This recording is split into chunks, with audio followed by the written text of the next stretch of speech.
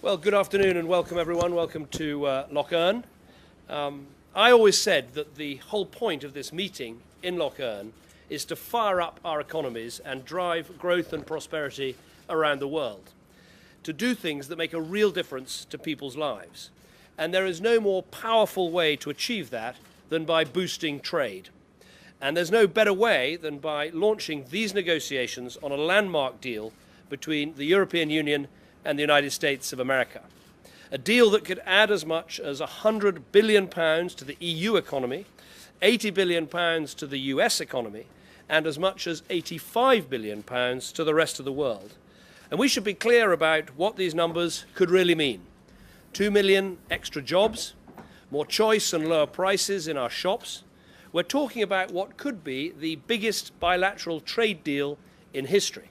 A deal that will have a greater impact than all the other trade deals on the table put together. When we last met at Camp David in the G8 and we first suggested we could reach this moment here in Loch Earn, many doubted it would be possible. Everyone knows these trade deals are difficult. Some take years to get off the ground and some never happen at all. So it's a testament to the leadership and the political will of everyone here that we've reached this point. We must maintain that political will in the months ahead. This is a once-in-a-generation prize, and we are determined to seize it. President Barroso, José Manuel, over to you. Thank you. Thank you, David. Today is a special day for the relation between the European Union and the United States. Today we announce we will start negotiations of a comprehensive transatlantic trade and investment partnership agreement. Very frankly, 2 years ago, very few would have bet that today we'll be in the position to launch negotiations of an ambitious European Union-United States free trade agreement. And when the teams of the European Commission and the United States will meet for the first round of negotiations next month, it will be the start of a joint undertaking of real strategic importance. Our joint endeavour is part of our overall agenda for growth and jobs to both sides of the Atlantic by boosting trade and investment. It is also a powerful demonstration of our determination to shape an open, rules-based world. We intend to move forward fast. We can say that neither of us will give up content for the sake of speed, but we intend to make rapid progress. I do not underestimate the core challenge, moving our regulatory regimes closer and addressing the harmful effect of the behind-the-border trade barriers. Huge economic benefits are expected from reducing red tape, avoiding divergent regulations for the future. I would rather have our companies invest in new, innovative products and services and job creation than in double testing or multiple inspections or even separate manufacturing lines. Our regulators need to build bridges faster and more systematically. The current economic climate requires us to join forces and to do more with less. More importantly, in doing so, we will remain strong global players who set the standards for the 21st century. Therefore, I call on our legislators, European side, especially the European Parliament, our regulators, our civil society, to play a constructive and engaged part in these negotiations. The business communities on both sides of the Atlantic, in particular, have been a strong advocate of free trade and investment between Europe and the United States. And this is also good for the rest of the world. Given the integrated supply chains in today's global markets, everyone can benefit from this agreement. Integrating two of the most developed, most sophisticated, and certainly the largest economies in the world can never be an easy task. But we'll find convincing answers to legitimate concerns. We'll find solutions to thorny issues. We'll keep our eyes on the prize, and we'll succeed. So even if these negotiations may not always be easy, I'm sure they will be worth it, for the sake of the jobs it creates, and because of the strategic dimension of what we are doing, to write the next chapter of what is our common history, also forged by the sense that we share the same principles and values, the principles and values of open economies and open societies. Thank you very much, José Manuel. President Obama, Barack. Well, thank you very much, David, and good afternoon. It is wonderful to be here in Loch Earn, and thank you so much to the people of Northern Ireland for their warm hospitality. And Prime Minister Cameron, thank you for all the outstanding arrangements.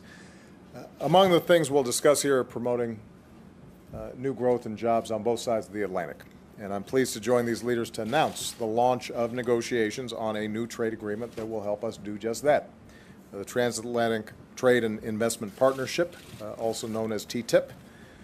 I want to thank not only the gentlemen on this stage, but also President Hollande, Chancellor Merkel, Prime Minister Letta, and Taoiseach Kenny. We just had an excellent meeting, and I'm proud to say that America will have the opportunity to host the first round of negotiations next month in Washington. As has already been mentioned, the U.S.-EU relationship is the largest in the world. It makes up nearly half of global GDP. We trade about $1 trillion in goods and services each year. We invest nearly $4 trillion in each other's economies, and all that supports around 13 million jobs on both sides of the Atlantic.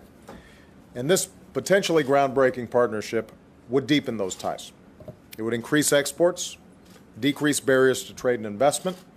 As part of broader growth strategies in both our economies, it would support hundreds of thousands of jobs on both sides of the ocean. So I'm pleased to hear that this negotiation enjoys the support not only of the countries that are here today, but also the broader EU membership. I can tell you that it's been warmly received in the United States as well, both in our Congress and in our business community. And that broad support on both sides of the Atlantic will help us work through some of the tough issues that have already been mentioned. There are going to be sensitivities on both sides. There are going to be politics on both sides. But if we can look beyond the narrow concerns to stay focused on the big picture, the economic and strategic importance of this partnership, I'm hopeful we can achieve the kind of high standard, comprehensive agreement that the global trading system is looking to us to develop. America and Europe have done extraordinary things together before, and I believe we can forge an economic alliance as strong as our diplomatic and security alliances, which of course have been the most powerful in history. And by doing that, we can also strengthen the multilateral trading system. So this transatlantic trade and investment partnership is going to be a priority of mine and my administration. It is important that we get it right, and that means resisting the temptation to downsize our ambitions or avoid tough issues just for the sake of getting a deal. And that makes sure also, it's important that we also make sure that it's part of an overall plan to do what it takes to promote growth and jobs. Trade is critical, but it is not alone a silver bullet. It has to be part of a comprehensive strategy that we pursue on both sides of the Atlantic. That's what our people deserve. I very much look forward to working with my fellow leaders to make it happen. We're going to give a strong mandate to our negotiators, but occasionally I suspect we're going to have to intervene and break through some log jams. Nevertheless, I'm confident that we can get it done. So thank you very much. Thank you, Barack, and thank you very much for that. Now I'm going to hear from the President of the European Council, Herman Van Rompuy. Herman. Good afternoon, ladies and gentlemen. This is a special moment. At the last EU-US summit with President Obama, we jointly decided to see if launching such historical negotiations would be possible. It was. And now we can already start the talks. A year and a half ago, we were not even sure the place had a door, and now we are entering the negotiating room together. It's a sign of the strong political will on both sides. This February, in the European Council, our European heads of state and government reiterated their support for a comprehensive trade and investment deal with the United States, a political signal formalized last Friday when ministers under the Irish presidency formally gave the EU negotiators the green light to start the talks. It shows the political will to work together with our long-standing and most trusted partner on the essential objective for governments on either side of the Atlantic: growth, jobs, and prosperity. We both know there are no magic solutions. Recent economic turbulence underlines it. But we cannot expect to harvest new jobs today. We can plant the seeds for the jobs of tomorrow. And that's exactly what the trade agreement is about. Together, Europe and the United States are the backbone of the world economy. Opening up that space further for opportunities for business and consumers is simply common sense. not just our own economies, but also those of our trading partners will benefit. The positive ramifications will even go beyond the economy as such. We are making our economies all over the world more interdependent, and this will make the world safer. What is at stake with the transatlantic free trade area is to enshrine Europe and America's role as the world's standard setters beyond product specifications by setting a positive force in shaping the way we work and the way we live our daily lives. This is of key strategic significance. Ladies and gentlemen, the Atlantic is not the past, it is also the future. And that's why we are impatient to start, although we know that negotiations won't be a smooth ride. Obviously, there are and will be sensitive issues on each side. With flexibility, open-mindedness, and some creativity, the greatest asset for negotiators and statesmen, I'm confident we will find solutions. There is too much at stake. We'll find these solutions not only because we know the great benefit it will bring, not only because we share the same rules-based approach at home and abroad in these matters, but also because trade is one vital part of our overall relationship. It will knit our transatlantic destinies even closer together. The launch of our negotiations, therefore, stands for our continued common commitment to engage with each other in order to engage with the world. The EU and its member states are ready to engage and look forward to the new trade landscape we will shape together. Thank you.